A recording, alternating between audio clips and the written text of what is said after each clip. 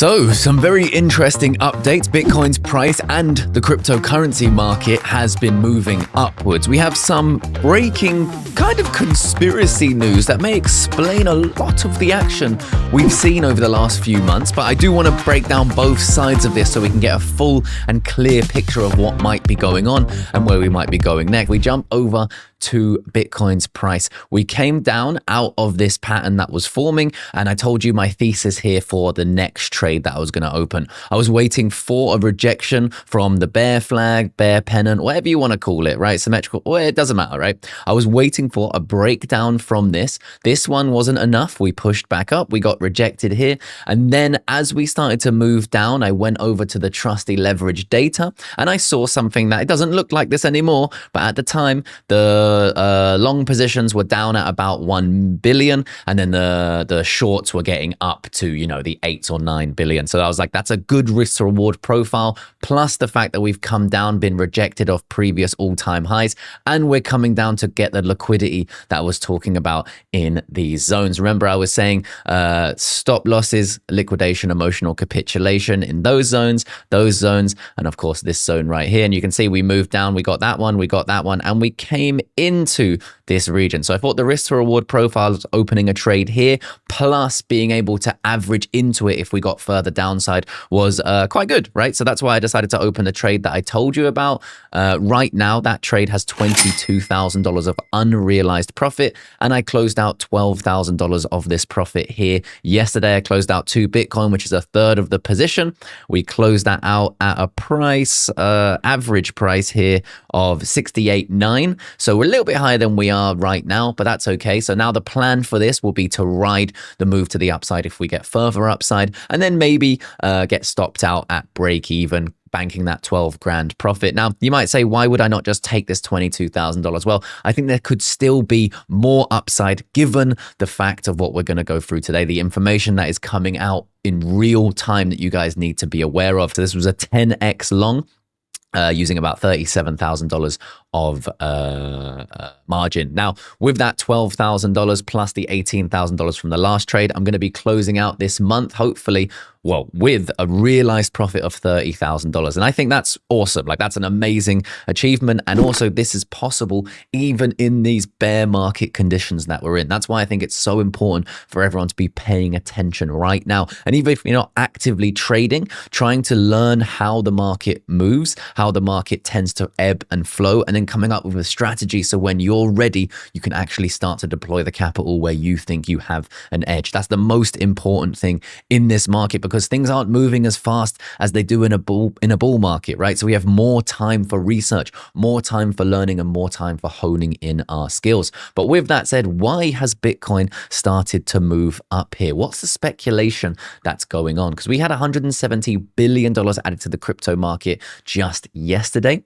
We also had ETFs saw their first day of more than 500 million net inflows in 3 weeks. Each major uptrend, according to Satoshi Stacker, has started or during this cycle has been fueled by ETF demand. So if this continues, it could be a very positive sign for Bitcoin and the rest of the market. We also see selling pressure easing over on Coinbase.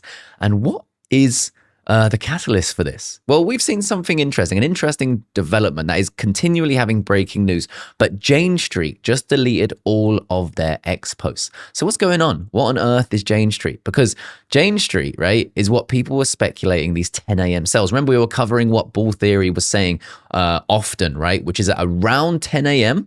when the markets open, right, we have these big cascading sells, right? And people were thinking, well, what's going on? Speculation was that this was the market manipulation that I'm talking about. Remember, I base my trading thesis on market manipulation, right? So I look at the leverage data, what is the majority of the market doing? And I take the opposite side of the bet, because my thesis right now is if I take the opposite side of the bet, that's going to be the same side that if the manipulation thesis is correct, it's going to be the same side that the manipulators are going to push the market, right? So with that in mind, longing, so they allow it to go up, and taking profits when they allow it to go down, giving me a new entry, which is exactly what I've been doing. Now, if I refresh this leverage data here, you're going to see something interesting. Okay, so we now have 7.2 billion in shorts, but we've now risen from 1 billion in longs to 4 billion. So as Bitcoin's price has moved up, billions of dollars of long positions have piled into the market. They're piling into the market at resistance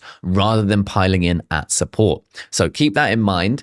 Now it's much less favorable to be entering long positions. If you are shorting in this market and you're finding entries, maybe resistance is a better time to go short. I'll leave that up to you, but this is the opportunity that I'm trying to catch. This was the last opportunity I tried to catch, right? So we took profits around here and actually closed out the position. Right now I've taken profits and closed out a third of the position here, but I think this time could be a little bit different for a little bit of a longer period of time, maybe allowing us to push up back up to these regions and giving us the relief rally that we have really yet to see. So I, of course, want to hold exposure to the upside in case that happens. Now, we don't know it will happen, so therefore I have to protect my capital.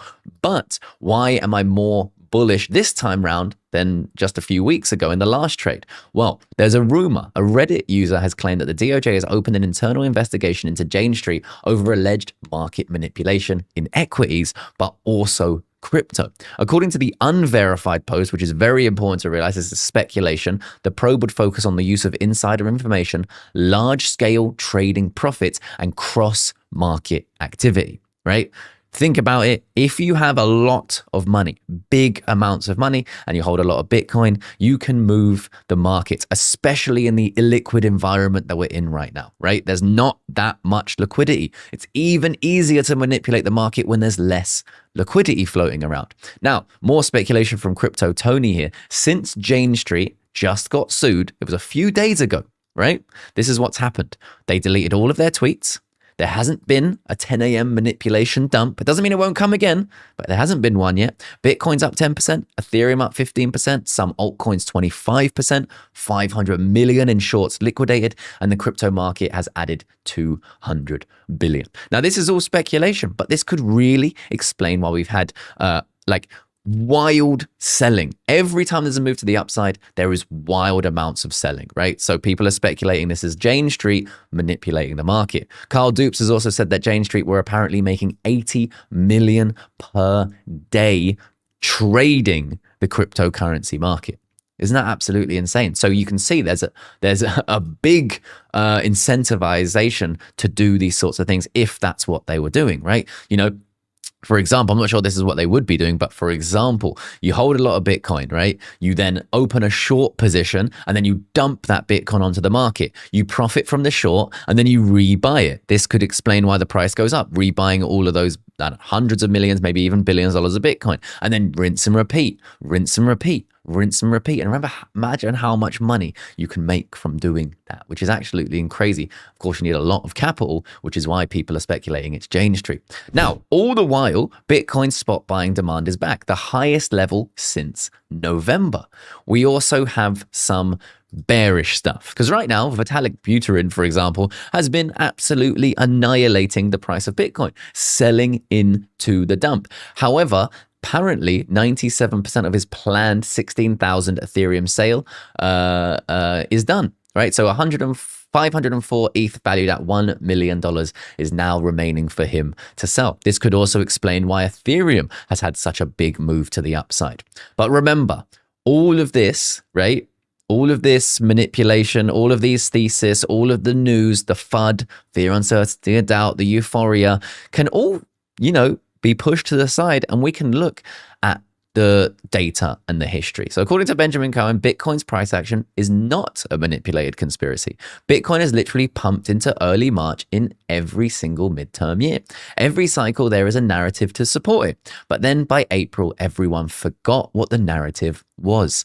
Narrative follows the price. So what he's saying is this was going to happen anyway, irrespective of the news. And that's what I would argue. People are like, oh, this time's different. Crypto's dead this time because of the liquidation event, because of Epstein's files, because of this, because of that, because of Trump, because of but in actuality, what's happened is the same moves, 1 year down, 3 years up, 1 year down, 3 years up, and in the middle, extreme volatility. The same moves happening time in and time out, and people find reasoning behind why it's happening when Benjamin Cowan would probably argue you can just look at the charts and you can follow the data and the history. I kind of think it's more of a middle ground here. I think it's more, I think it has a lot to do with the charts and a lot to do with the macro environment as well. And these things happen to line up. And I'll catch you guys in the next one. Peace.